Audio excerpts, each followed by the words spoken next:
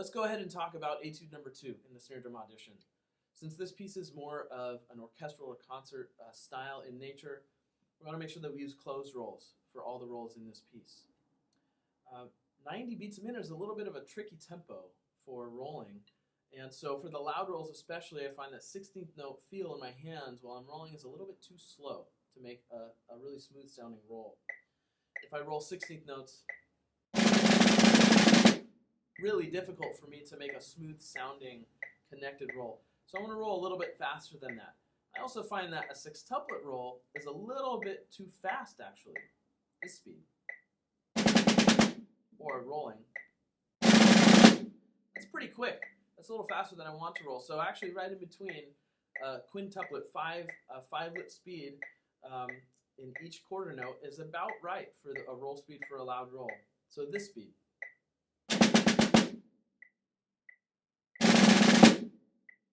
So for my loud rolls, that's the roll speed I'm gonna utilize in this piece, so I can get them nice and smooth. However, for the 8th note rolls in measure 4, we have only a couple of options really there. We could use a 5-stroke roll, which would be like our 16th note underlying subdivision, 1 and a 2 and a 3 and a, but again, that might be a little too slow to keep those really nice and connected at a forte volume. So we're stuck with using a 7-stroke roll or a 16th note triplet bass under those roll speeds. So thinking something like this while I roll. Okay. The last line of the last measure of the first line, rather. Let's go ahead and make sure that we drop down a little bit in the volume when we get to the beginning of the crescendo. Especially because at the end of this crescendo on the first line, we have to make sure we only come up to mezzo forte. So I like to drop down to somewhere maybe around piano or so to make that crescendo happen. And make sure that you subdivide really carefully in the first measure of the second line in measure 7 to make sure that you come out on time at the 6/8 bar. It's okay to put a little bit of a break at the beginning of the 6/8 bar to show us where the downbeat is at the beginning of the 6/8 measure. On line 2 in measure 9 in the 4/4 bar, be really careful with the dotted 16th 32nd rhythm on count 3 to make sure that that is really accurate and doesn't come out as triplety, right? We want to hear something like this.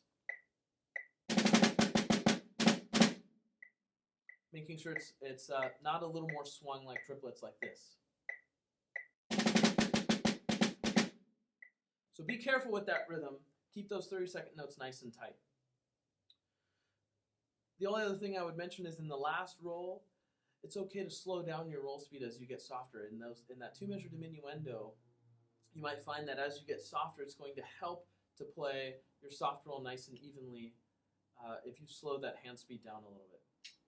All right, best of luck with these snare drum etudes. I hope this demonstration and the comments have been helpful, and looking forward to hearing how everything goes for all of you with Allstate this year.